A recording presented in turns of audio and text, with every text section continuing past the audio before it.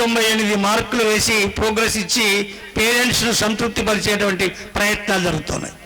నేను పేరెంట్కి చెప్పేది ఏంటంటే, మీ పిల్లవాడు చదువుతున్నాడా లేదా అనేది తెలుసుకోవాలంటే మీరు ఫస్ట్ మీ పిల్లవాడిని పాఠం రీడింగ్ చేయించండి, రాయమనండి. ఎస్, రాస్తున్నాడా లేదా. రాయగలిగేవాడు, చదివగలిగేవాడు భవిష్యత్తులో ఎంత చక్కగా అయినా సమాధానాలు రాయగలుగుతాడు. అది మనం ఖచ్చితంగా చూడాలి. ప్రోగ్రెస్ కార్డు చూసి మా పిల్లవాడు బాగానే ఉన్నాడండి, నేను ఈ స్కూల్కి వచ్చినాక తగ్గినాయండి అని ఇట్లా అంటూ ఉంటాం. అదేం కాదు, ఎక్కడ తగ్గవు అట్లా.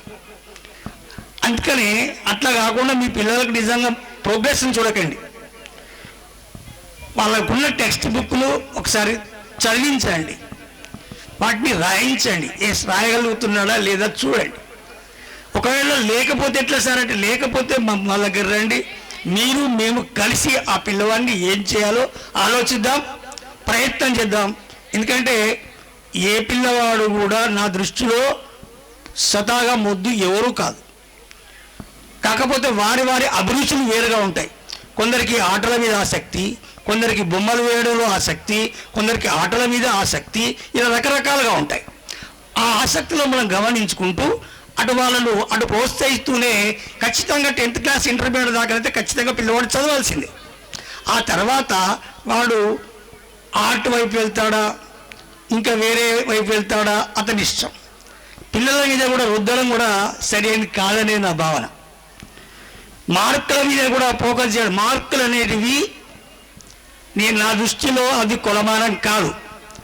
ఎందుకంటే నాకేం రాదు, ఒక 10 ప్రశ్నలు యాడ్ చేసుకొని పోతా, పరీక్షలకు అవే వచ్చినాయి అనుకో, వాడికి ఫస్ట్ క్లాస్ మార్కులు వస్తాయి.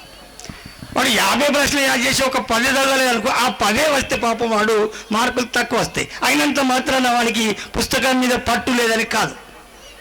కాబట్టి మార్కులు కొలమానం కాదు. ఎక్కువ మార్కులు వస్తే, ఎక్కువ మార్కులు వచ్చే వాళ్ళందరూ ఎంసెట్ ర్యాంకులలో ఎంతో అడ్డగోలు ర్యాంకులు వచ్చే వాళ్ళు ఉన్నారు. ఇంటర్మీడియట్ మామూలు మార్కులతో పాస్ అయ్యి మంచి ర్యాంకులు సాధించిన ఉన్నారు. కాబట్టి పిల్లలను ఎక్కువగా మనం చదివే విధంగా, రాసే విధంగా ఇంటికాడ ఖచ్చితంగా తల్లిదండ్రులు శ్రద్ధ తీసుకోవాల్సిన అవసరం ఎంతైనా ఉంది. ఎందుకంటే మేము హోంవర్క్ ఇచ్చినప్పుడు దాన్ని పూర్తి చేయించవలసిన బాధ్యత మీది. మేము చాలా చూస్తున్నాం, ఒక్కొక్కసారి మేమే కూర్చోబెట్టి రాయించవలసినటువంటి పరిస్థితి ఏర్పడతా ఉన్నది.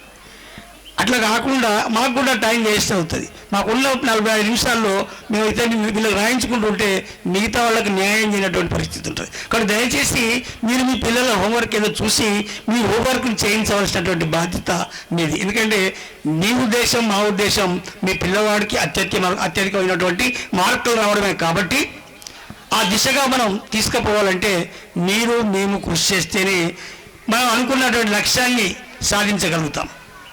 అయితే మీకు మీ పిల్లవాడికి ఎక్కువ మార్కులు వస్తే సంతోషిస్తారు, కానీ మేము మా దగ్గర చదివే ప్రతి పిల్లవాడు కూడా అత్యున్నత మార్కులు సాధించాలని కోరుకుంటాం. అందుకు కావాల్సిన ప్రయత్నం చేస్తాం.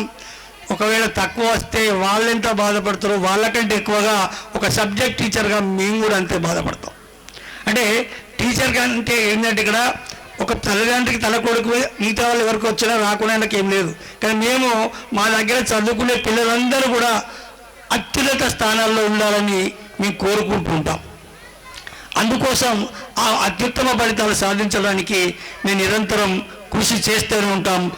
ఎప్పటికీ కూడా మేము రోజు రోజుకు కాలానుగుణంగా పుస్తకాలను మేము సమీక్షించుకుంటూ పిల్లలకి ఇంకా ఏ రీతిలో చెప్తే అవగాహన చేసుకుంటారో మేము కూడా రకరకాలుగా చెప్పే విధానంలో మార్పులు తీసుకొచ్చి వాళ్ళకు బోధించడం జరుగుతూ ఉంటుంది.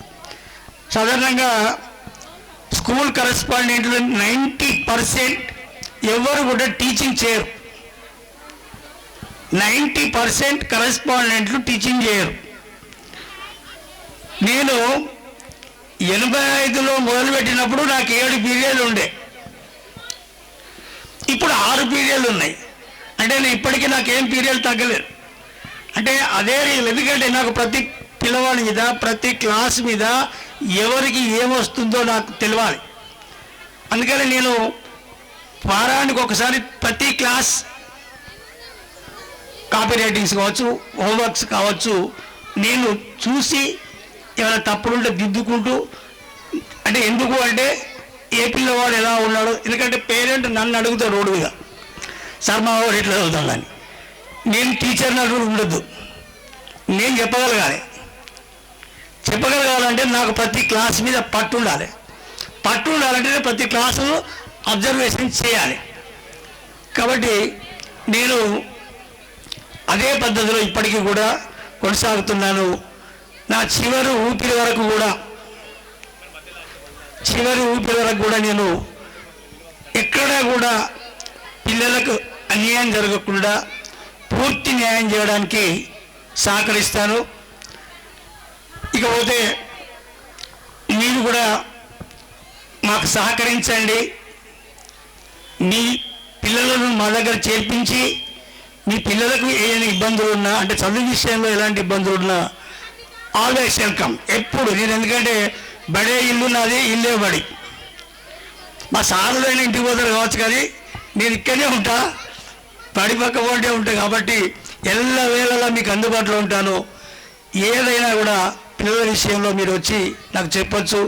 మీ సలహాలు సూచనలు కూడా మాకు ఇవ్వచ్చు.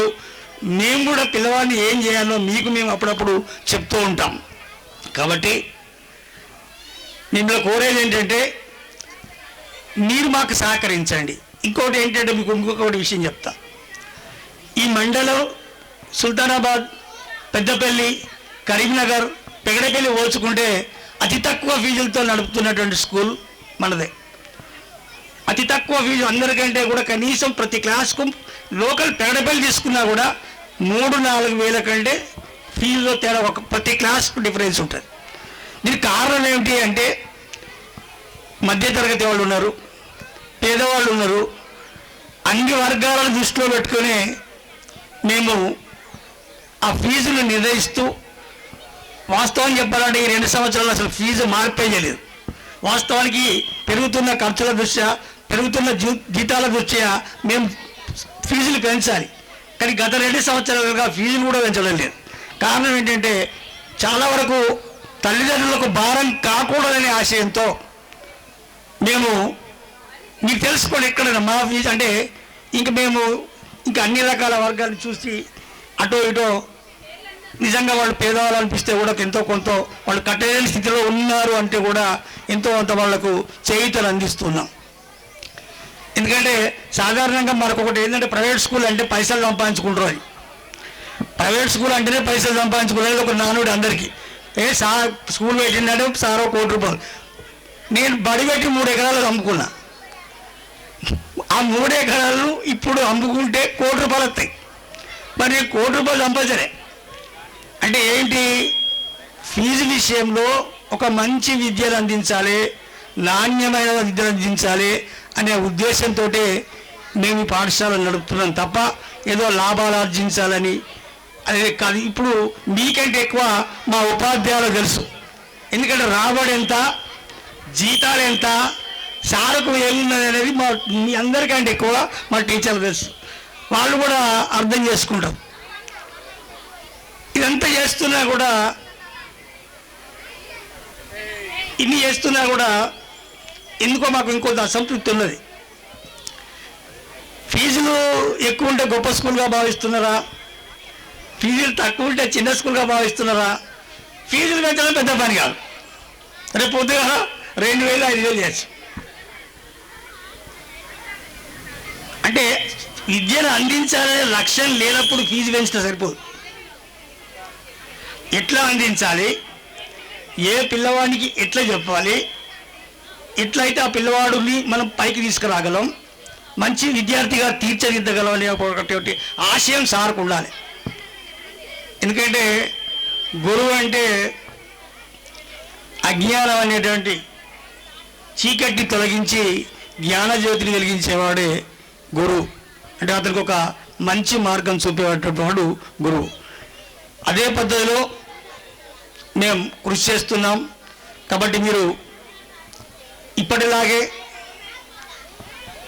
మున్ముందు కూడా సహకరిస్తారని ఆశిస్తూ, ఇప్పుడు 25 సంవత్సరాలు కదండి, 50 సంవత్సరాల ఉత్సవాన్ని కూడా ఇదే ఘనంగా మనం జరుపుకోవాల్సినటువంటి అవసరం ఉన్నది. కాబట్టి మీ అందరికీ మరొక్కసారి కృతజ్ఞతలు తెలియజేస్తూ సెలవు తీసుకుంటున్నాను. జై హింద్.